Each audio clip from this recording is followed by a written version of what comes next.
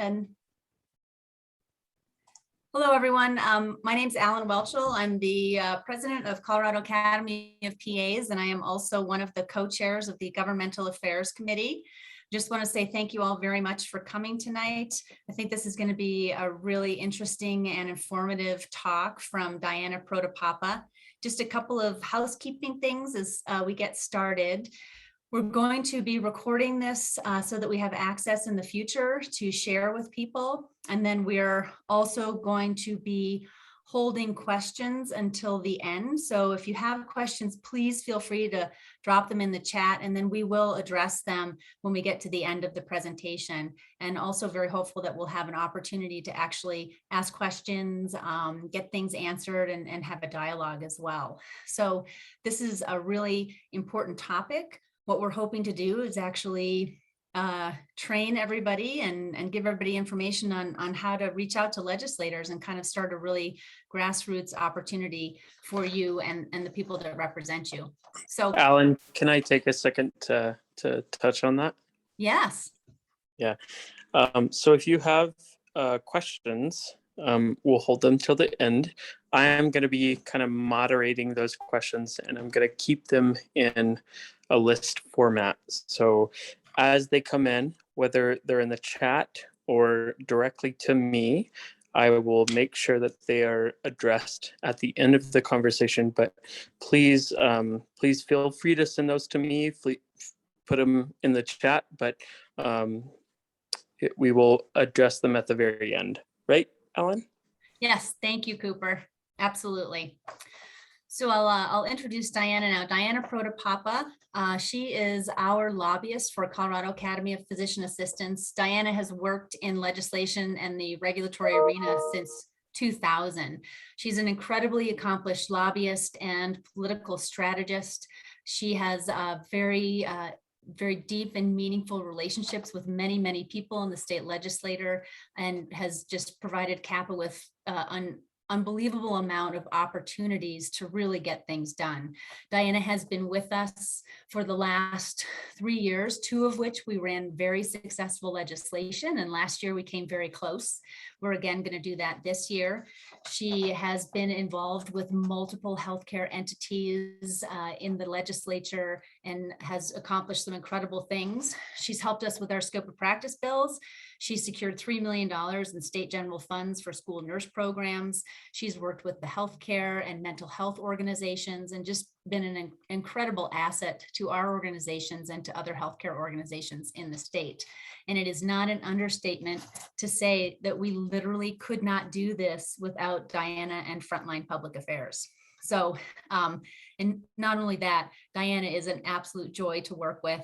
It's a lot of fun, and it makes some of this process, which can be a little bit challenging at times in the legislature, just so much better. So, Diana, thank you so much for being here, and look forward to hearing what you have to say tonight.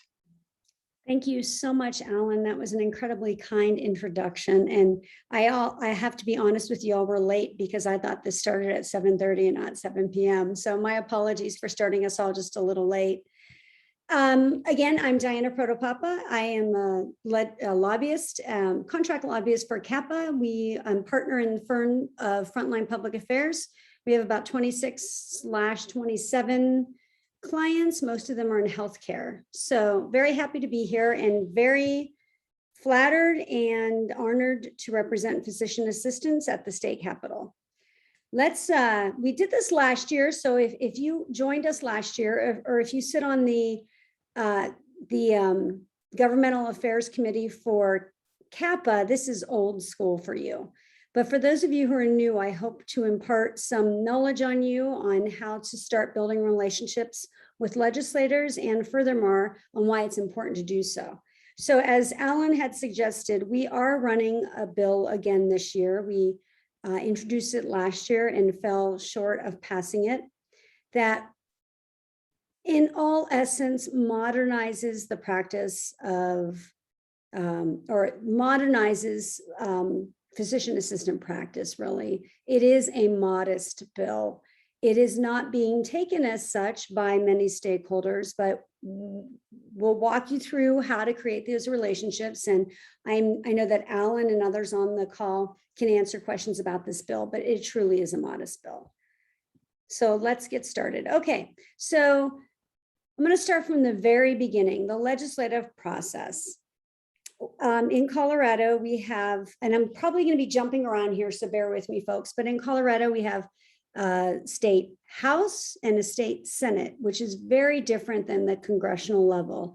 Oftentimes, when you read things in the newspaper, it's about a congressional delegate, a congressman, a congresswoman, a US senator, et cetera. In Colorado, we have our own capital where we elect state representatives and state senators to serve the needs of Colorado. So essentially how that works is most stakeholders that are trying to accomplish something hire a lobbyist, and they come to the table with an issue that they want to resolve. In this case, it's making it easier for physician assistants to work in healthcare today. It goes through a myriad of steps to get to that place of hopefully having the governor sign it. First step is the introduction of the bill, and you need to find a legislator to carry the bill for you and hear it through the entire process in both the House and the Senate, or if you're starting the Senate, then the House. And the process is nearly identical in each chamber, but you have to go through those steps in order to get it to become law. First step is committee hearing. So for example, last year in this year, our bill will start in the House. It will be heard in its first committee this year, as last year, it will be a healthcare committee. And those legislators sitting on that committee get to vote on the bill to see if it makes it to its next step, which is a floor vote. It is a complicated process because it's not as easy as listening to the pros and cons and voting on it. It really comes down to the stakeholders behind the bill, the coalition you've built around that, which we'll go into in a few minutes, to get it out of committee. When that committee hearing starts, us lobbyists know if that bill is going to pass or not because we've lobbied the bill and we know. It's not often that a bill that where lobbyists don't know whether a bill is going to pass or fail. Oftentimes we know. Interestingly, on our bill last session, it really was kind of up in the air. In my 22 years of lobbying, it's not many bills that you get like that, but this was one of those bills. Should the bill pass its first committee in the first chamber, it goes to the floor for a floor vote. When I say floor, it means the whole House of Representatives or all of the state senators. They each have their own chambers. They sit on the floor and they debate bills and then they vote on those bills. Should that bill get off of the floor on a yes vote, it goes over to the other chamber to start all over again. And should it pass, it goes to the governor's office he can either sign the bill into law or, for lack of a better word, ignore it, and it becomes law on its own. And that in and of itself is a political gesture. And then we go onward to implementation. So I mentioned like literally a minute ago that there are 65 House members and 35 Senate members that make up the Colorado General Assembly. In the Colorado House, there are 41 Democrats and 24 Republicans, essentially making the Republicans irrelevant because we have more Democrats than we need to pass a bill. One of the things that lobbyists keep in mind is in the House, we only need 33 votes to pass a bill. You see here, if you can get most of the Democrats on board, we can pass that bill with only 33 votes. In the Senate, we have 20 Democrats and 15 Republicans. A lot slimmer margin, making it harder to pass a bill in the Senate. 2022 is an election year where half of the state's legislature is going to be up for re-election. And half of the Senate is going to be up for reelection. All of the state House representatives are going to be up for a reelection because they run every 2 years. Where in the state Senate, they run every 4 years, which is why every 2 years only half are up.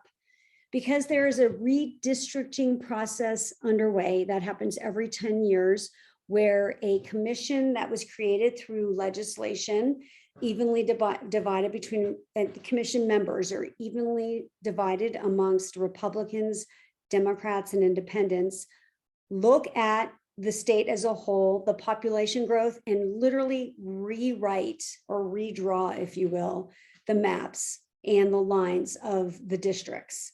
That is underway. It is going to the Supreme Court. I believe the Supreme Court just approved what this commission sent to them.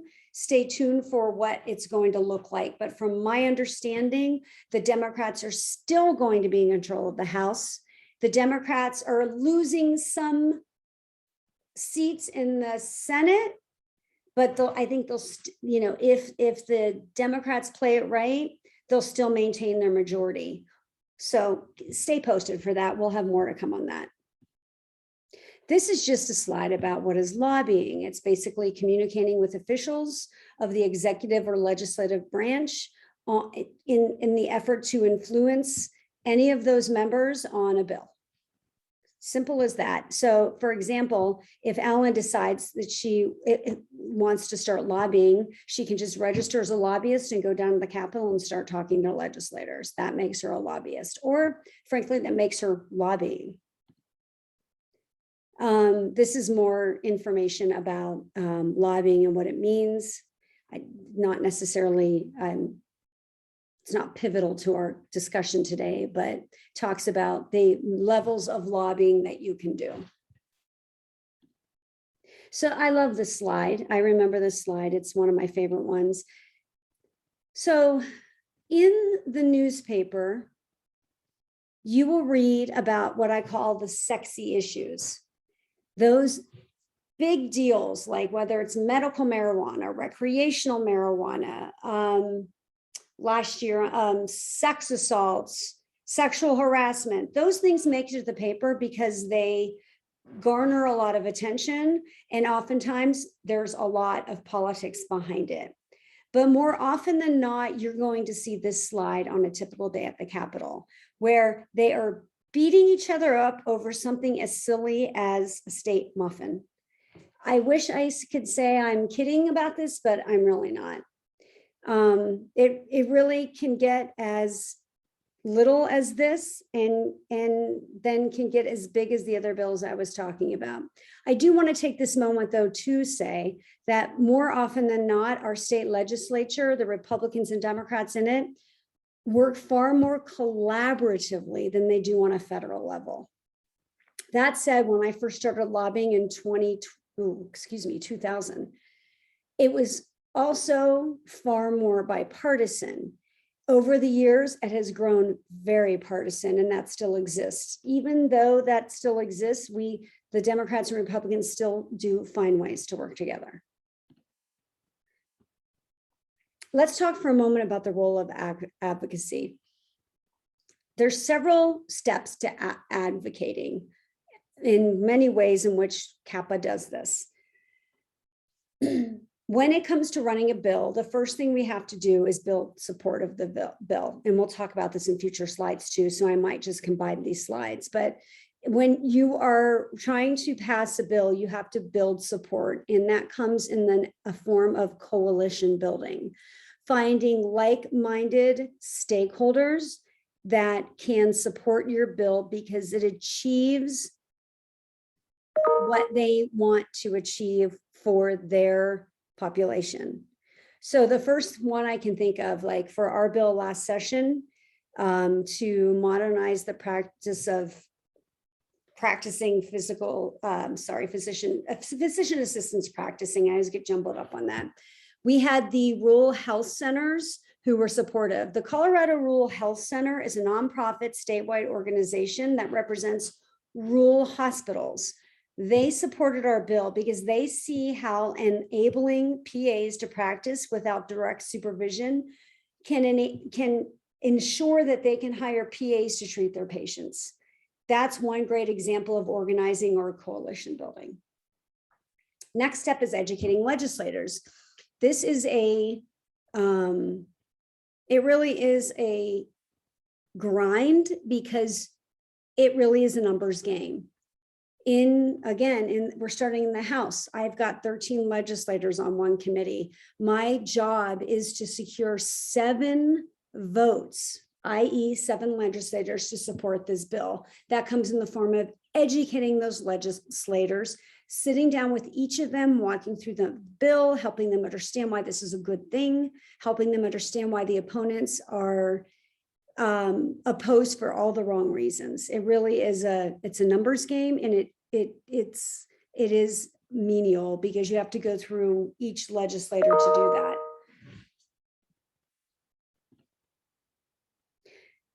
This is all essentially around, I'm sorry, hold on for a moment. I'm sorry. Let me go back one. I need to minimize something so I can see you all better. There you go. So how to prioritize your issues. This is a great example of, Frontline has clients who feel like issues may be important to their constituency. And when you walk them through what rises to the level to pass a bill, they may sooner or later find out that it's not as important as they thought. So here on the left-hand side, you'll see how important is the problem to you. Is it imperative to your mission? Actually, your bill is imperative to your mission. It's to continue to secure PAs, to have jobs, to continue to practice to the best of their ability. Or is the bill something that would be nice to see, but not necessarily imperative?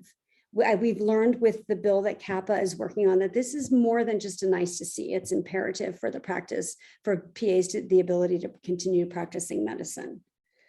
Then the questions you ask once you come up with, if it's imperative, is there already a coalition working on your issue? For in our case, we're the genesis of the issue. So it's up to us to build that coalition. Then it's up to us to figure out who is the coalition and whether or not they're active. Furthermore, then once you get through all of those stakeholders that are active, you have to dig down deep to find out if there's anyone missing that's not necessarily active, but can carry sway with legislators. This follows along with the last slide. How do you go about doing that? So the first, like I said, we talk about the Colorado Rural Health Centers. They are a powerful partner because much of the state of Colorado, as you all well know, is rural, although many of its citizens live in the Front Range.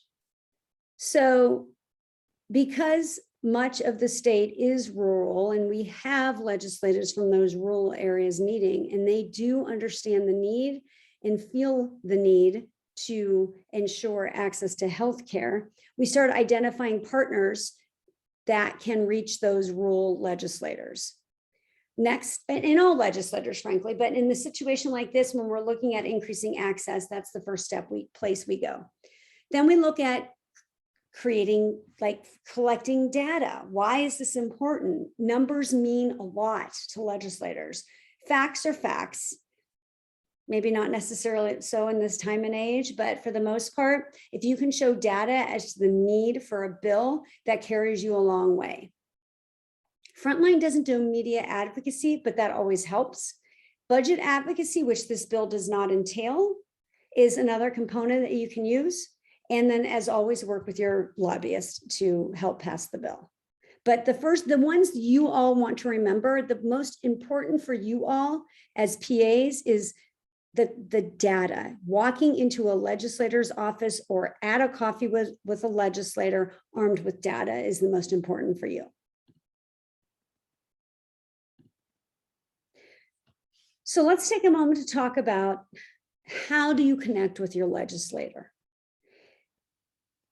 Most people, I would say the majority of people, find it intimidating to talk with their state legislator. I am here to debunk that because your state legislator is a farmer, a teacher, a retired homemaker, a lawyer, a contractor. Very few, in fact, none are PAs. Very few are in healthcare. So when you want to reach out, so that should get rid of the intimidation factor, knowing, okay, I'm going to pick on Karen McCormick, Boulder area, lovely woman, Democrat. She's actually a veterinarian. She's a veterinarian, and so she treats animals. It's not the same as we know as treating people, but you want to sit down with Representative McCormick and talk to her about what it's like to practice as a PA in the state of Colorado. The first step you do is you invite her to coffee. You don't hit her hard on that first meeting with, I want to tell you about a bill. I really need you to support this bill. That first meeting is more of a meet and greet. Hey, I'm a PA, I live in your district, want to talk to you about healthcare, access to healthcare. I'm on the front line, want to talk to you about how I see, and hopefully become a resource for you. You have invited her to coffee or what have you. You show up on time. And and this is a little skewed, but like for that first meeting, you just want to have a congenial, conversation that's social. We are kind of getting close to the line of starting the legislative session. So you might want to pepper that with, yeah, we're probably going to run a bill. Would love to talk with you about that more when I learn more about it. When you get to that point of talking to her about the bill, which would either be your second visit, or if you're really or say the first time you reach out to her is in January, you want to talk to her about that bill. You have to realize the bottom line in mind is her yes vote. So you have to educate her on the bill, and then you have to close the deal. And what I mean by that is you have to get her to commit to her yes vote. And that literally is about saying, will you support this bill? So many lobbyists don't close the deal and they just educate and walk away and they never know where their votes are. You absolutely have to say, I really hope you can support this bill. Is this something you can support? Keep in mind that when you're talking to your legislator, you need to know your stuff and you need to believe in what you're saying, because if you don't, they won't. Think about when you're talking to your child.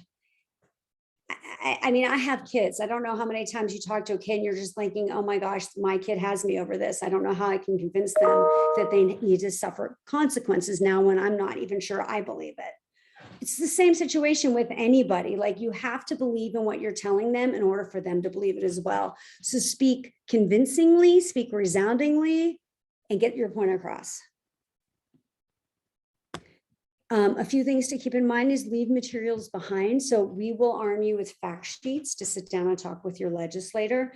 You will have an opportunity in advance to read this fact sheet and to know what the bill does and ask all the pertinent questions of CAPA leadership or myself. When you're meeting with your legislator, provide your contact info so the legislator can follow up with you as well. Under no circumstances should you lie. Your word is all you have. My word at the Capitol is all I have. Integrity is what it boils down to. There are many times where I'll say, I don't have the answer, I'll get back to you, and I get back to you. Never should you just make up an answer because you're not sure what that is. A few other pointers is what I said before: don't lie, don't mislead, don't give false information. When it comes to a letter campaign, we call this Grassroots. You don't want to send a form letter.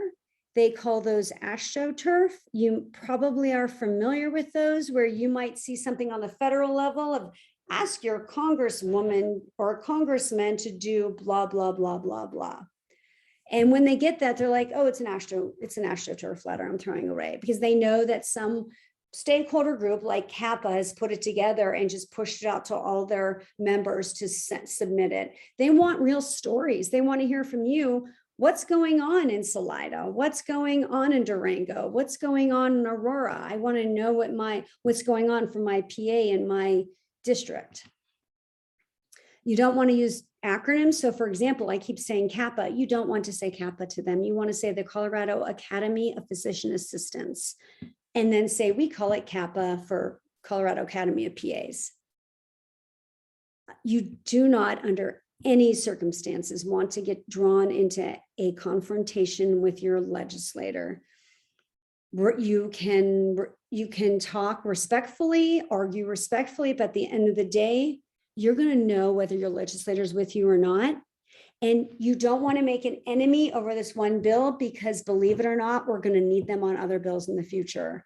One of the tricks of the trade for us lobbyists are, I work with both sides of the aisle, and let's take Jim Smallwood, for example, Douglas County, very conservative Republican.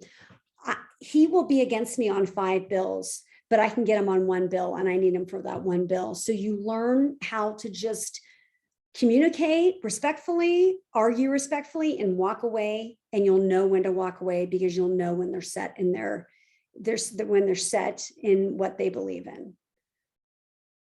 Lastly, don't belittle those who disagree with you. Like I said, on the next issue, they may be on your side. So we will send this to you. This is learn how to find out who your state legislator is. You can go onto the Colorado General Assembly website. Once you click on that link that we have for you here, you click on Find My Legislator. You can put your address in that little box there you see in that green field, and it will pop up your legislator. There may be times when we need you to talk to a legislator who doesn't personally represent you, but may represent the area of employment you're working in. So may represent the physician's office, the community health center, the hospital, wherever you may work. And that works as well. You can say, oh, I'm Diana Protopapa. I'm with Colorado Kids Pediatrics in Central Park. I work there, and you are our legislator, and I really want to talk to you about this bill. So keep that in mind as well. This is just a slide, and let Alan weigh in about what we're doing. I think you may all be aware of what we're doing, but if not, Alan can step up here and speak to that. Do you want me to talk now, Diana, or should I go at the end? Okay. Yeah, you can talk now. Okay, so one of the main legislative priorities that we have for PAs in this state right now is modernizing PA practice. We are very committed to the concept of optimal team practice as proposed by the AAPA. We are a constituent organization of the AAPA, so this is very important to us. We have heard many stories about PAs having difficulty getting jobs, finding jobs. There is definitely some pay inequity between APPs, and we really feel that the future of our profession and the state of our profession right now lends itself to collaborative team-based care and does not really lend itself to the really outdated concept of one physician and one PA.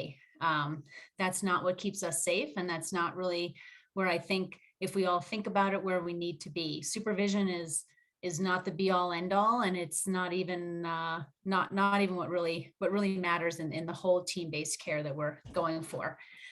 So those are our legislative priorities, and that's kind of what we're talking about tonight. So, and we can talk certainly more about that as we move forward, for sure.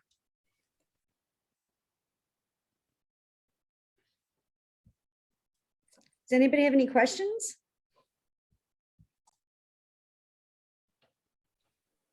I am monitoring the chat, and I don't see any questions listed there. Alan, am I wrong? I have No. convinced Okay. you all resoundingly to go out and talk to your legislator. Yeah, Diana, you were awesome. I have a quick question. John, go ahead. Diana, would you recommend, I know you mentioned taking them to coffee. What about going and talking to them at the Capitol? Or what would be, is it going to vary depending on the legislator? Or is it just That's how a do great you? question. No, that's a great question, John. So let me talk to you about the season, how it works. January through May, they're at the Capitol. June through December, they're in their district. Realistically speaking, they don't want you to bother them in June. Maybe start reaching out to them in mid-July because they're so burnt out after the session. If you need to talk to them during session, you can absolutely reach out to their legislative aide, or if you can't, if you don't know who that is, reach out to me and I'll connect you. But yeah, so that's the schedule. January through May is when you reach them at the Capitol. Outside of that, like mid-July on through December, you reach them in their district. It's ideal to always reach them in what we call the interim, which is June through or end of May through December. But that can't always happen. So you do want to reach, and they do need to hear from you during the session because that's when they're voting on bills. So they need to know what you think. Thank you. Hey, Diana, are there any particular groups that we need to reach out to? I know that just looking at our attendees here, I have no idea what districts they're in or whatever, but maybe there's someone out there who needs to hear this is the group we need to reach out to. Yeah, that's an excellent question. When we determine which committee this bill is going to, we will ensure that you all know the legislators on the committee. You ultimately want to reach out to your personal legislator. In some instances, we don't care if it's your legislator or not. We want you to blast the committee with emails, but you want to start, we'll give you direction on who to reach out to depending on the committee. Outside of legislators, by and large, the population that opposes this bill are physicians. So if you work with a physician who thinks this is a good idea, we need to know about that physician and we need them to either testify or call their legislator to let them know this is a good idea, because we have organized medicine against us. And that is a heavy, heavy opponent and what essentially killed the bill last year. Awesome. It looks like Sarah Gallo has a question. Go ahead, Sarah. Hi, so I can't see anybody's faces. I don't know why my thing isn't loading. My question is also around like getting more maybe awareness around our bill with health executives and health administrators, and if that's been already kind of outreached already, or if that might be something that might be valuable that I could help with. So maybe I could reframe that question. Diana, do we have health administrators that we're involved with from the legislative? So when I think of health administrators, Sarah, the first thing I think of are like hospital execs, FQHC execs, things like that. We have the FQHCs, they wholly support this bill. I've been working diligently over the past few months with the hospital lobbyists to get them to understand why this is an important bill for hospitals. And so we're working together, but yes, executives are incredibly helpful. If you can get an executive to testify, yeah, you say here, CHA, Colorado Hospital Association. If you can get MGMA, that'd be amazing. I don't know who CAHE is, but yeah, those are all very helpful. Yeah, it's Colorado Association of Health Executives, which then is not the entity that CHA is, but CHA is part of, and MGMA and CHAE work together. And so I have found that they do have a lot more influence than I thought they did. And specifically from a testimonial standpoint, I find that actually the MGMA, like with my independent practice that I used to work for, and my manager who was part of MGMA and very involved, very much could speak from the point of hiring. And I feel like that is the truth of like these rural healthcare offices and Also, probably, I mean, we were in Denver metro area, so I think there's a very large amount of people that we could probably leverage there if it was valuable. I just don't, you know, It I is don't know very from your valuable. perspective. No, no, Okay. it's very valuable. If you can get, I mean, MGMA, when I think of MGMA, so just a little bit of background for you is I used to represent the Colorado Medical Society for 10 years. So I represented physicians and we worked closely with MGMA at the time. So, I mean, that'd be great if we can get them. And And- Sarah, we have a database started within Governmental Affairs Committee to collect this information. So please feel free to drop that in there. And then we've also started, we have drafted a letter that will go out to healthcare executives. So that is already in the works with the Governmental Affairs Committee too, from that perspective. And I know Diana is working very hard at the Capitol to also build those relationships. So. Yeah, I Yeah. plan on going in, I think it's December, no, it's November 17th. There's a collaborative CHAE and MGMA event. It's like their holiday party. And I just didn't know if like, maybe I can help a little bit around there because I will know some people there. And Hey, maybe Sarah, I can- really hate to interrupt, but maybe you could connect with Diana on this and Mhm. try to coordinate some That time would be that you great, could Sarah. talk. Yeah. that would- You and Diana, Sarah, and yeah, right? I'm putting my phone number in the, I'm wondering if maybe I think it would be a really great connection. I'm wondering if there's anybody else in the chat or who's here right now, maybe Patricia or Sarah, Natalie, Jacqueline, Lisa. I'm just calling out people as I see them.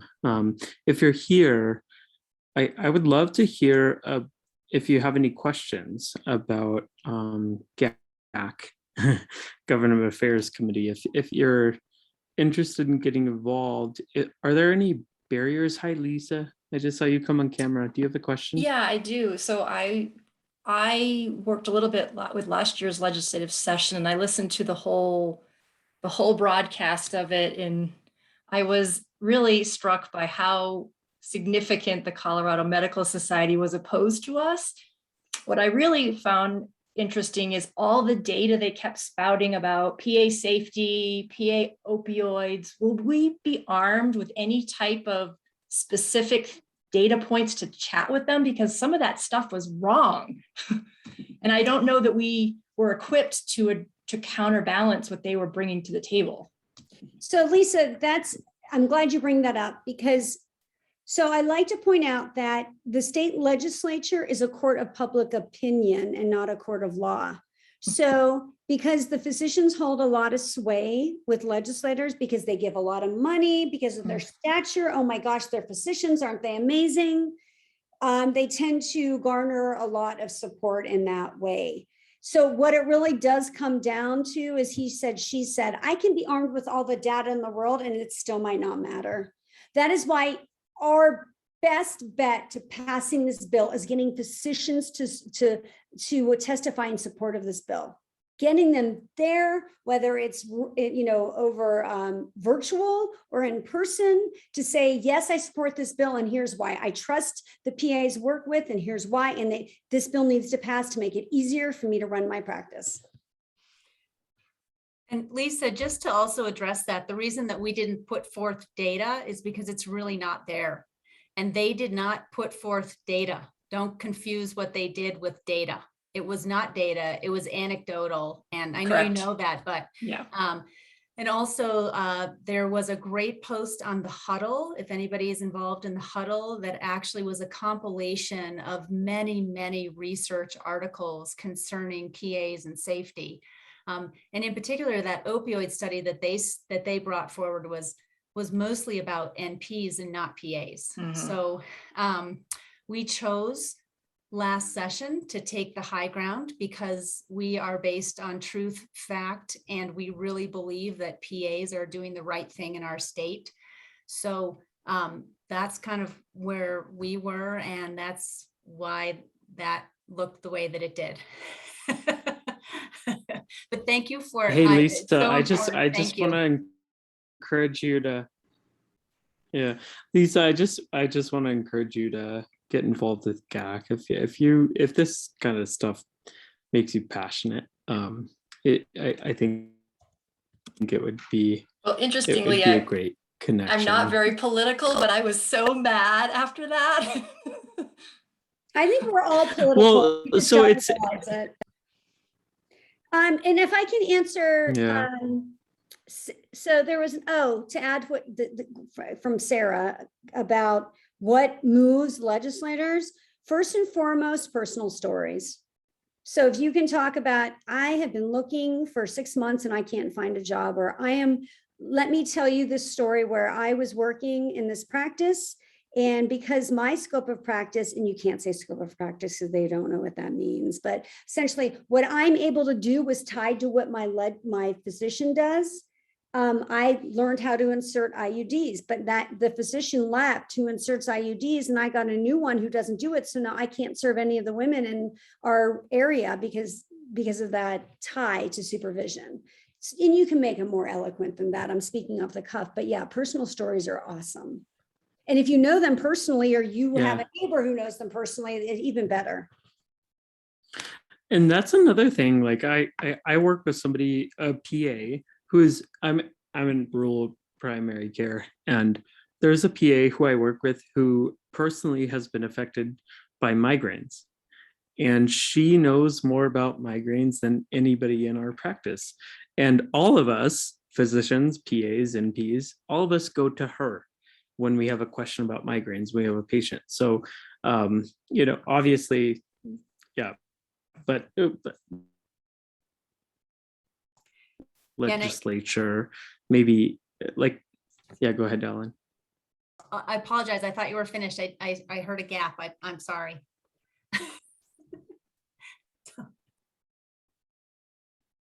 Yeah, and I will say, I totally appreciate those feelings of anger and sort of, I very much feel that, but we're in it for the long haul. This is a long process. Legislation is a long process. And really, it's about the relationships that you build with people. It's the relationships that we're building with fellow PAs and colleagues and physicians and legislators. And at the end of the day, all three of those groups are really trying to do what's best for the people of Colorado. And although we may not always agree on what that looks like, we all have the same goal in mind. So we'll get there. This is going to happen. This is going to happen.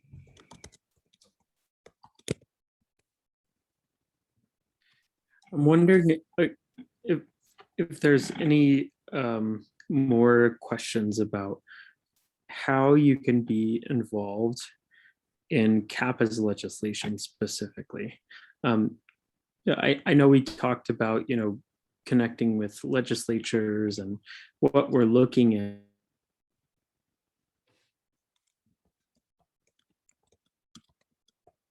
All right, this Zoom meeting, but I'm wondering, what is my next step? Do any of you have questions about what is your next step? Because I am sure that we will be able to answer that question. I see quite a few people here. Natalia Giampolo, Jacqueline Gardner, TJ Street, Molly Gilpin, Kara McGee, John, obviously, who is going to be a future PA. Do any of you have questions about how to engage your legislatures? You guys have mentioned that we'll be provided with some documents, talking points, the actual language of the bill, and then something that kind of breaks it down. I was just wondering, when we have questions about that, understanding that, what should we do? Yeah, thank you. Is it okay if I take that one? So Patricia, thank you for asking. That's a fantastic question. The time frame for all of this, we are almost finished with the final draft of the legislation. Once that's complete, the fact sheet will be finalized. So we should have that within the next few months. And then once the bill is introduced, then that's public record. So we will be distributing that to CAPA members. Unfortunately, if you're not a member, we do not know how to get in touch with you. So so please, we'll also be putting that out on social media, on our Instagram and Facebook. So please do watch for that. When you have questions, or if you have questions, you can always reach out to our to the Colorado Academy of PAs with our email address that is on the bottom of our webpage. And if you want to reach out to me, my email is allenwelchel@gmail.com. It's first and last name @gmail.com. And we are available to answer questions, to help educate, to talk about the process and why we're doing what we're doing.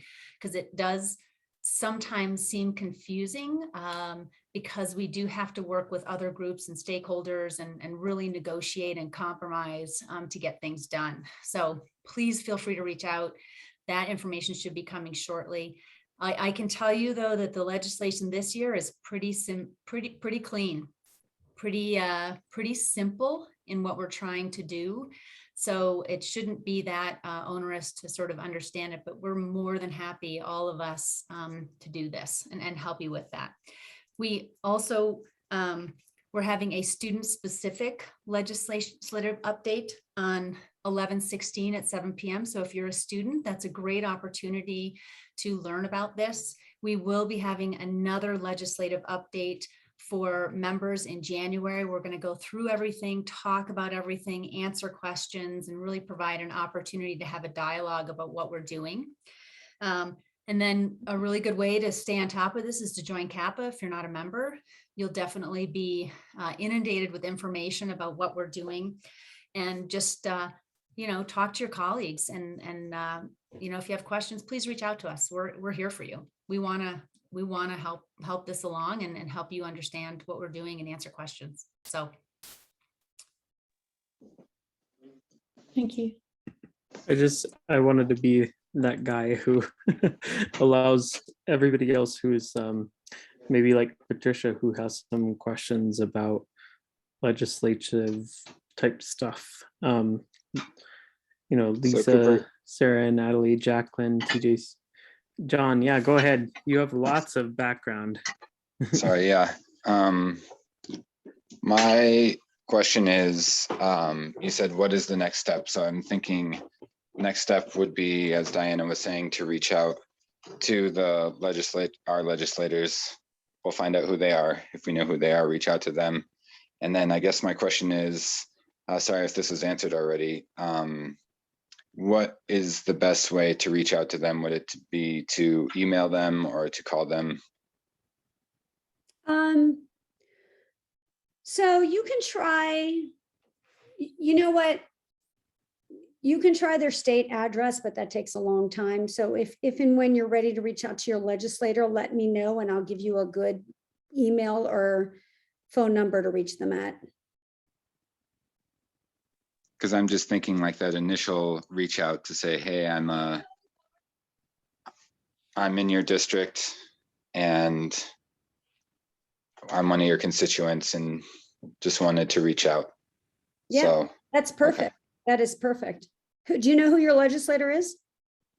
I have Colin Larson, and then I'm trying to think who Brittany Pedersen. Yeah, so Carlin's, they're both great. Colin is awesome. He's young, he's super smart, and one of his best friends is a physician. So that's going to be fun for you. Okay. But that's good for you to know walking into it. And you can play innocent. You don't need to know that one of his like best friends is a physician. So he is pretty beholden to the medical society. But again, he's smart. He's in his early 30s. He is logical and reasonable. So I have not sat down with him on this bill yet, but I think that would be a great starting point. Brittany is, you'll like Brittany too. Mm-hmm. I've met both of them. Okay, great. That's awesome, John. I'll really want you to talk to Colin in particular. Yeah, so this is a really great example of, oh, maybe there's a legislature in your region that we really need to connect with, right, Diana? I'm sorry, say that again? sorry, maybe I'm not super No, loud. no, you, I was This reading is a one of the chats. I'm sorry. I was reading the chat. oh, no worries. No worries. This is a really great example of like, maybe there's someone out there who has a legislature that they could connect with that would be actually a really great resource for you. Because I know with mine, maybe they might not be the great, like, bond for this bill, but maybe some other one it would work. But for PAs, I'm with Dennis Heisey, Mhm. and I don't really know. Yeah, you can tell us more. But if any of our members from CAPA get involved and we know where they're at and what their legislatures are looking for in this session, maybe you could say, oh, this PA who is connected with this Yeah. legislature, right? Yeah, that's how it goes. It's all about the legislators and who they know and their stories. That's exactly it. And I know Colin well enough to know some of his backstory.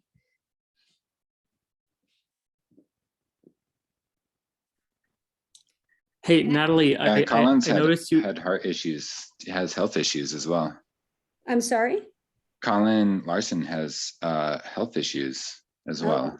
Oh, okay, good to know. Yeah. Mhm. Yeah, he was saying how he has limited access to care here in Colorado, that he has to go out of state to see a specialist. That's unfortunate. Mhm. So I think, but then I think, that's when you could say talking about access to care would be something that would ring home. And say that that's an important issue in your practice. So. Yeah, and I think, John, that speaks to this whole concept of establishing a real relationship with these people that represent you. When you get to know them as people, you can really be able to connect with them on a personal level and share some of your personal concerns too, based on what you're seeing in your career or your healthcare. So it's really important to be genuine and to really establish that so that you can have this relationship with them. And then they listen to you because you have connected with them on a real level. So I think that's a really important point that you're making.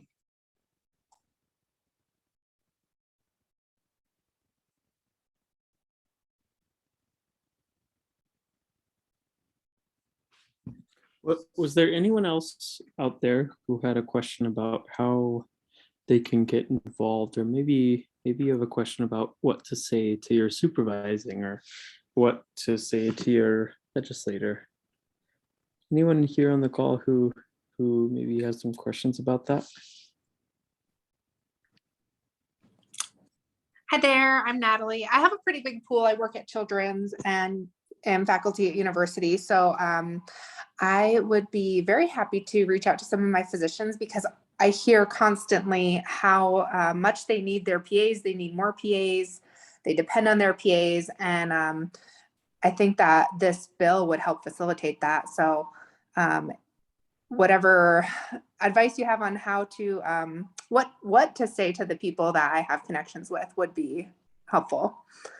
You know what thank you, Natalie. So what I have learned in my journey through this whole bill is that the more you understand what it does, the more flipping reasonable it is. So I would suggest you all just really take the time to learn what the bill does. And then you're going to be like, oh my God, this is so stupid. It's so easy and so simple and not in the least bit dramatic. And then you can relay that to your colleagues. Like, this is not doing what you may have heard from your organized medicine people that it's doing at all. This is going to help us in our job. So I think the first step would be, and we're going to have the bill very soon, and we'll and I know we have the fact sheet to give you, just to read what it does. It's so simple. It's disarming. And I think Natalie, what Alan is really good at translating for everybody is this bill models how we are currently practicing medicine. It is just modeling what the current day practice of medicine for PAs look like? That's all it does. It's codifying our current practice. And Thanks. the other thing, oh, sorry, Natalie, just one more point. The other thing I always say is, you know, I'm in clinical practice. My relationship with the physicians I work with would change zero if they weren't my supervisor. There'd be no difference in the way that I interact with my team. So supervision is not what dictates how we practice medicine. It's just a barrier to care. So you think about that. You're not going to stop asking so-and-so for advice on a patient because they're not your supervisor anymore. It just doesn't work like that. It's just not the way it works in the real world. So, sorry, go ahead. That's okay. Thank you for that answer. I was just going to point out that I'm a veteran and I did my training in the Air Force. And I feel like since moving to Colorado, I have felt particularly capped in what PAs can do. And I've really felt the difference. So it is reassuring that people are working hard to change that. So thank you. So Natalie, who by chance is your legislator? Do you know? It's Brianna Titone and Jesse Danielson. All right, so Brianna is 100% with us. Her brother is a PA in Arizona. I was kind of hoping it would be David Ortiz because he is a veteran of the armed services. And he was a no vote last year, although I think he's going to be a yes vote this year, but that would have been a nice connection. Anyway, it doesn't matter. I think Jesse Danielson will be fine too, but we'll want you to talk to her. Yes, and I think Kara asked, yes, we will send out a copy of the bill and talking points soon. Yeah. Are there any other questions from you all? This is kind of not a one and only type thing. You can always email our main email at coloradopas.org, right? Maybe we could put that in the chat. But Alan, I'll let you kind of finish off everything. And Diana, thank you for your expertise. We are so lucky to have you. I love being here. Thank you. Yeah, thank you so much, Diana. It's always so wonderful to have your expertise and your knowledge and for you to share that with all of us. For those of us who get to spend time with you, it's wonderful. And for those of you, come join us because you get to spend time with Diana. So it's awesome. Listen to you guys. True. Well, I just want to thank you all again for taking the time to be here tonight. This is such important work. This is the future of our profession. This is where everything is going and should go for PAs in the world. That's coming from national and other states. 3 states have already done this. We would like to be the 4th. So those states are Wyoming, Utah, and North Dakota. So we're trying to get the little Western pattern going here for this legislation. We're next. Yeah, and I will tell you that, as Diana said, your legislators, they are real people just like us, and they are nice people, and they're there because they want to do good things for the state of Colorado. They really do have the best intentions at heart, and they really do want to serve you, their constituents. So please reach out to them, start that relationship, have that going. And you know, it's pretty fun actually to meet those people and see what's going on and share time with them. So again, if anyone has any questions, thoughts, please let me know. We're here for you. Diana is always, she's a wonderful resource that we have access to. So thank you all for coming. I really appreciate your time, and we will be in touch over and over again as we move forward with this process. So thank you all very much. Appreciate it. Bye-bye. Bye, thanks. You're welcome.